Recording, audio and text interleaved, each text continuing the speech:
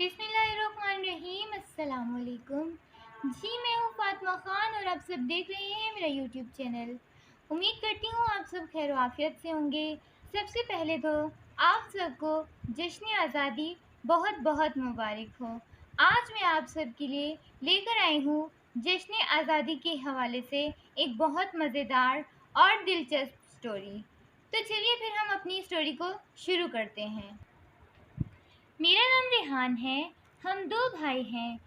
हम एक खुशहाल हंसते बसते घराने से हैं। मेरे बाबा भी बहुत अच्छा कमा लेते हैं। उन्होंने हम दोनों भाइयों को बहुत अच्छे से पढ़ाया लिखाया है। और मेरे बड़े भाई जिनका नाम हारिस है, उनको फ़ौज में जाने का बहुत शौक़ था। इसीलिए उन्होंने भरपूर पढ़ाई की और फ़ौज में चले गए। वो बहुत खुश नसीब थे क्योंकि उनको इतनी अच्छी जॉब मिल गई। फ़ौज में जाना भी एज़ाज़ से कम नहीं होता।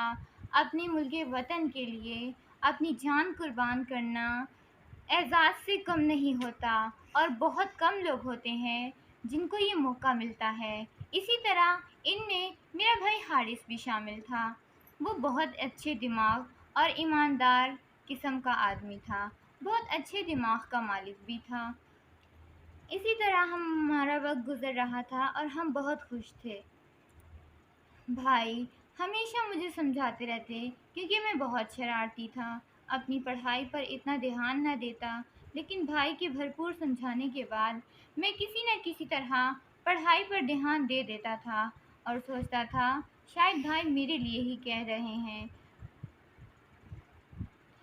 इसीलिए भाई की बातों को मानना अब मेरा फ़र्ज़ बन चुका था। बड़े भाई की रिस्पेक्ट करने का हमेशा लेक्चर मिलता था।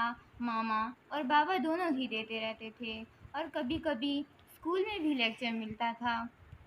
हमारे स्कूल में जुम्मे का दिन मुकर्रर किया गया था जिसमें हमेशा बड़ों की अदब, इज़्ज़त, एहतराम और सब चीज़ों के बारे में बाकायदा तौर पर इस्लामिक टीचर्स लेक्चर दिया करती थी और बताती थी कि इस्लाम ने क्या-क्या हकूक़ दिए हैं इन सब के लिए।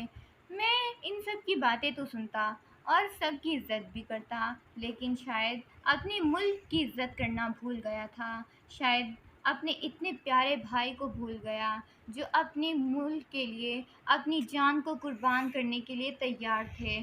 और मैं वो इंसान था जो नीचे देखी झंडियों को भी उठा नहीं लेता था। बस ऐसे ही पड़ी रहती, पाँव देकर वहाँ से चला जाता। भाई कभी कह देते, रेहान ये झंडी उठा लो, तो मैं कहता, भाई इन कागज़ के टुकड़ों को संभाल कर क्या करेंगे आप बस अपना काम करें जो आप कर रहे हैं। माशाल्लाह आप हैं ना फ़ौजी, करें हमारी तरफ से भी वतन का दिफ़ा और अपनी तरफ से भी। भाई मेरी ये सब बातें सुनकर इंतहाई परेशान हो जाते, लेकिन मैं बहुत लाडला था जिसकी वजह से मुझे कोई भी कुछ ना कहता। लेकिन भाई का तो मुझे लगता है अंदर ही अंदर खून घुलता रहता था और उनका बस चलता तो वो मुझे कब का मार चुके होते। मैं भाई से कहता था, भाई क्या मसला है आपको? मैं ठीक ही तो कहता हूँ। इन कागज़ के टुकड़ों को कितनी देर आप संभालते रहेंगे? तो क्या हुआ? इस पे एक पाकिस्तानी तो लिखा हुआ है, कायदे-आज़म की तस्वीर है और हरे रंग का झंडा है। भाई कहते थे, तुम इसकी इज़्ज़त नहीं कर रहे हो, तुम बड़ों की इज़्ज़त कर तो रहे हो, लेकिन तुम्हें कोई इसका सवाब नहीं मिलता। कायदे-आज़म मोहम्मद अली जिन्ना ने हमारे लिए कितनी मुश्किलों के बाद, कुर्बानियों के बाद इस वतन को तलाश किया, मुसलमानों के लिए ढूंढा, जद्दोजहद के बाद इसको वजूद में लाया और तुम उनकी परचम, उनकी तस्वीर, किसी चीज़ का भी एहसास नहीं कर रहे हो। थोड़ी देर भाई की बात तो सुन लेता और बातों पर से ध्यान हट जाता था। मैं इसी तरह हमेशा रहा करता, बहुत अजीब सा हंसता रहता। भाई की बातों पर तो बहुत ही हंसता, मजाक उड़ाता, कभी क्या कहता तो कभी क्या कहता था। लेकिन मेरे साथ कुछ दिनों बाद ऐसा कुछ हुआ कि मेरी तो खुद की जान निकल गई। मैं यहाँ की सहूलतों से बहुत परेशान था क्योंकि यहाँ तो इतनी ख़ास सहूलतें थी ही नहीं। एक मुल्क इंडिया था जहाँ तो बहुत अच्छी सहूलतें थी। मैं कहता था, भाई मुझे वहाँ भेज दें। भाई कहते थे, नहीं, तुम वहाँ जाओगे तो कुछ ख़ास मज़ा नहीं आएगा। ایکچولی میں دوسری باتوں پر تو یقین نہیں کرتا تھا، لیکن اللہ کو ماننے اور اس کا زبان سے اقرار کرنے میں کوئی بھی تردد نہیں کرتا تھا۔ ہمیشہ اللہ کو ایک کہلاتا اور ہمیشہ دوسروں کو بھی درس دیتا تھا کہ اللہ کو ایک مانو، ایک جانو، زبان سے اقرار کرو، یہی توحید اور رسالت کا مطلب ہے۔ بھائی کہتے تھے، ریحان تم اتنی اچھی اچھی باتیں کر لیتے ہو، پھر تمہیں عقل کیوں نہیں ہے؟ میں کہتا، بھائی بس کر دیں یار، مجھ سے جھنڈیاں ٹکڑے نہیں سنبھالے جاتے۔ بھائی خاموش ہو جاتے اور کہتے، چلو ریحان، جیسی تمہاری مرضی۔ میں خاموش ہو جاتا اور کہتا، تو ٹھیک ہے نا بھائی، اپنی مرضی کر تو رہا ہوں، اور کیا چاہیے آپ کو؟ بھائی نے میری طرف دیکھا اور وہاں سے چلے گئے۔ میں نے کہا، یہ کیا؟ بھائی کہتے، مجھے تم سے کوئی بات نہیں کرنی ریحان، میری باقاعدہ سمجھانے کے باوجود تم یہ سب کر رہے ہو، تمہیں شرم نہیں آتی؟ میں تمہارا بڑا بھائی ہوں یار، کچھ تو میری عزت کرو۔ میں کہتا تھا، ہمیشہ آپ کی عزت کرتا ہوں، اور کیا کروں؟ بھائی کہتے، عزت اس کو نہیں کہتے، یہ تم میرا احترام کرتے ہو؟ جو بات میں کہتا ہوں تمہیں وہ ماننی آتی نہیں، اور تم کہہ رہے ہو کہ تم میری عزت کرتے ہو۔ میں بھائی کی ان سب باتوں کو سن کر پریشان ہو گیا اور وہاں سے چلا گیا، کیونکہ مجھے پتا تھا بھائی فضول باتیں ہی کرتے رہتے تھے۔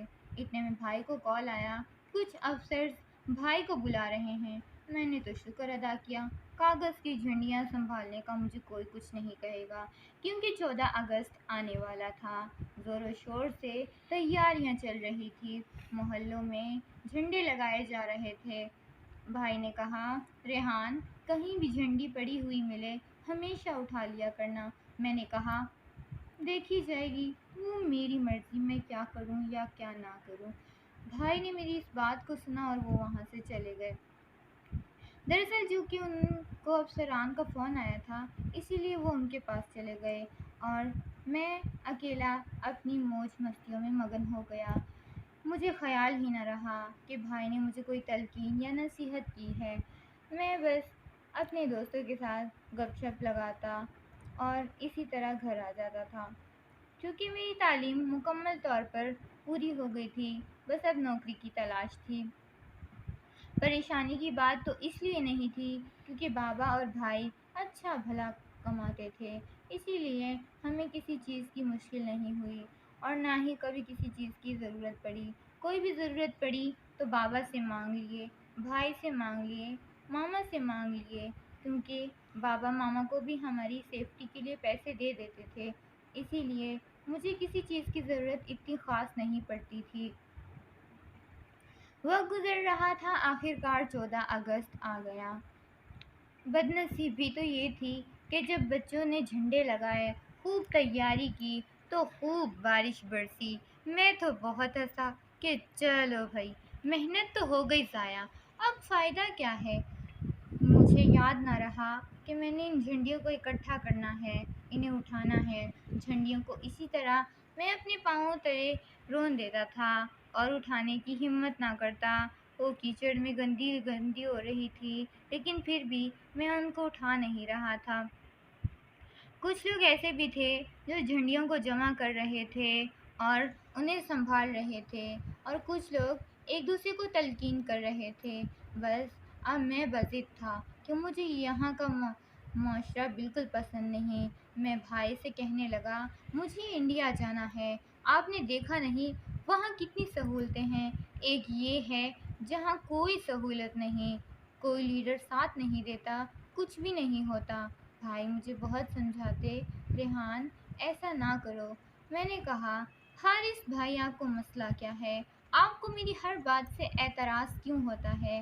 حارث بھائی نے کہا، ریحان، مجھے تمہاری باتوں سے اعتراض بھلا کیوں ہوگا؟ جو تمہارے لیے غلط ہے وہ غلط ہے، اسے میں غلط کہتا ہوں، لیکن جو تمہارے لیے ٹھیک ہے اسے میں ٹھیک کہتا ہوں۔ میں حارث بھائی کی اس بات کو سن کر خاموش ہو گیا، کیونکہ میں نے دل ہی دل میں اس بات کو سوچ رکھا تھا کہ میں انڈیا جا کر رہوں گا۔ وہاں کا معاشرہ، وہاں کی سہولتیں سب مجھے بہت پسند تھا۔ ایک دن ایسا ہی ہوا، میں نے اپنا ویزا کرا لیا، اور چھپ کے ہی کرایا تھا، کسی کو کوئی پتہ نہیں تھا۔ جب میں نے بیگ اٹھایا تو حارث بھائی اور ماما نے پوچھا، بیٹا کہاں جا رہے ہو؟ ماما نے پوچھا تو میں نے کوئی جواب نہ دیا۔ جب حارث بھائی نے پوچھا تو میں نے غصے سے ان کی طرف دیکھا اور کہا، کریں آپ اپنے وطن کی حفاظت، لیکن مجھے کوئی تلقین مت کرنا کیونکہ میں یہاں سے جا رہا ہوں۔ حارث بھائی نے میرے آگے دونوں ہاتھ جوڑ دیے اور کہا، ریحان تم جاؤ گے تو واپس ہی آؤ گے کیونکہ وہاں کا معاشرہ بالکل اچھا نہیں ہے۔ تم دیکھنا تمہیں سب پسند نہیں آئے گا، تم مان جاؤ میری بات کو اور ایسا نہ کرو۔ میں ان کی بات کو نہ مانا اور ہمیشہ اپنی ہی کرتا رہا۔ اسی طرح ہوا، میں انڈیا چلا گیا۔ جیسے ہی میں انڈیا گیا میرے تو ہوش اڑ گئے۔ وہاں کچھ لوگ جو مسلمانوں پر بے انتہا ظلم و ستم کر رہے تھے اور مسلمانوں کو بہت سے کاموں سے روک رہے تھے۔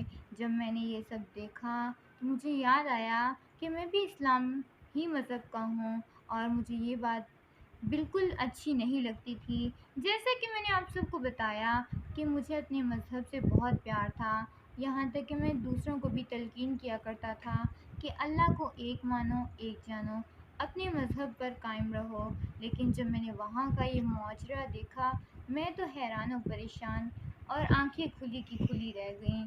میں سوچتا رہا، بھائی ٹھیک کہتے تھے، میں نے کیوں نہ مانی ان کی بات۔ بہت کچھ ہو رہا تھا یہاں، مسلمانوں پر ظلم و ستم کیے جاتے، ان کی گلوں میں رسیاں ڈال کر انہیں اوپر لٹکایا جا رہا تھا اور بہت کچھ ہو رہا تھا۔ لیکن ایک وہ مسلمان جو اپنے مذہب پر قائم تھے، ایک وہ مسلمان جو اپنے اللہ کا ذکر کر رہے تھے، وہ ایک دوسرے کو واقعہ کربلا سنانے لگے اور اسی سے ہمت پانے لگے۔ اسی طرح چل رہا تھا، میری آنکھوں سے آنسو رک نہ پائے تو وہ کچھ لوگ سمجھ گئے کہ میں مسلمان ہوں۔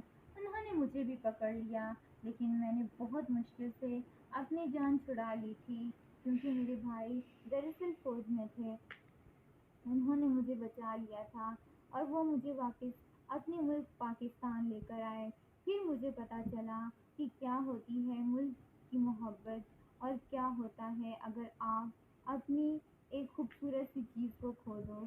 اسی لیے کہتے ہیں نا، جلد بازی نہ کرو کیونکہ جلد بازی میں ہمیشہ ہم کوئی غلط فیصلہ کر دیتے ہیں اور بعد میں اس فیصلے کا انجام بھگتنا پڑتا ہے۔ اگر آج میں اپنی ملک و وطن کی اس خوبصورت پیاری جھنڈیوں کا اور ہر چیز کا عزت و قدر کر لیتا تو کوئی اس طرح سے ہونا نہیں تھا جو میرے ساتھ بالکل ہو چکا ہے۔ میں اپنی ماضی کو ہمیشہ یاد کرتا رہتا ہوں اور سوچتا ہوں کہ غلطی کر کے بھی کبھی اپنی ملک کی جھنڈیوں کو یا اپنی ملک کی کسی بھی چیز کو ضائع ہونے نہ دوں اور دوسروں کو بھی تلقین کروں۔ اب میں ایسا ہی کر رہا ہوں، دوسروں کو تلقین کر رہا ہوں اور 14 اگست آج بھی ہے، اپنی جھنڈیوں کو، نیچے گری ہوئی جھنڈیوں کو اکٹھا کر کے سنبھال رہا ہوں، جیسے کہ میرے بھائی حارث اور میرے گھر والوں نے مجھے نصیحت کی تھی۔ تو آپ کے لیے بھی پیغام ہے، کہیں بھی جھنڈیاں نیچے ملی ہوئی نظر آئیں یا کچھ بھی ایسا نیچے ملا ہوا نظر آئے جو ہمارے پاکستان، جس سے ہمارے پاکستان کی بے حرمتی ہو، تو ہمیں چاہیے کہ ہم اسے اٹھائیں اور سنبھالیں اور آپ بھی ایسا کریں۔ تو آخر میں آپ سب کو یہی کہوں گی کہ آپ سب کو جشن آزادی بہت بہت مبارک ہو۔ اللہ تعالیٰ قائد اعظم محمد علی جناح کی روح کو سکون دے اور اللہ کرے کہ ہمارا مقبوضہ کشمیر بھی جلد آزاد ہو جائے تاکہ ہم اپنی آزادی کو اور بھی بہت اچھے اور بھرپور طریقے سے منا سکیں۔ جشن آزادی سب کو بہت بہت مبارک ہو۔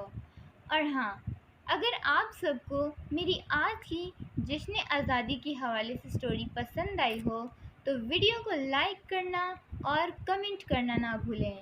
اور ہاں، اگر آپ ہمارے چینل پر نئے ہیں تو ہمارے چینل کو سبسکرائب کریں اور اپنے دوستوں کے ساتھ بھی شیئر کریں۔ گائز، آج میں آپ سے ایک بات شیئر کرنا چاہتی ہوں۔ مجھے لگتا ہے کہ میرے چینل کو دیکھتے تو بہت سے لوگ ہیں لیکن سبسکرائب نہیں کرتے۔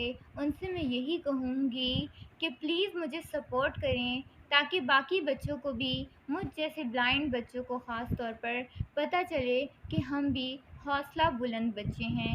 اسی لیے آپ میرے چینل کو سبسکرائب کریں کیونکہ مجھے بہت سے بلائنڈ بچے اس وقت دیکھ رہے ہیں اور سن رہے ہیں۔ یہ سب میں آپ کو اسی لیے بتا رہی ہوں کیونکہ میں ان باتوں کو جانتی ہوں، کیونکہ میرے خود کے اسکول کے چند بچے ہیں جو میرا یہ چینل بہت شوق سے دیکھتے ہیں، اور کسی کسی بچوں میں یہ شوق اجاگر ہوا ہے کہ وہ اپنا بھی یوٹیوب چینل بنائیں۔ اس لیے آپ مجھے زیادہ سے زیادہ سپورٹ اور سبسکرائب کریں تاکہ میں دوسرے بچوں کے لیے امید بن سکوں۔ اگلی ویڈیو تک کے لیے مجھے اجازت دیجیے۔ اللہ حافظ۔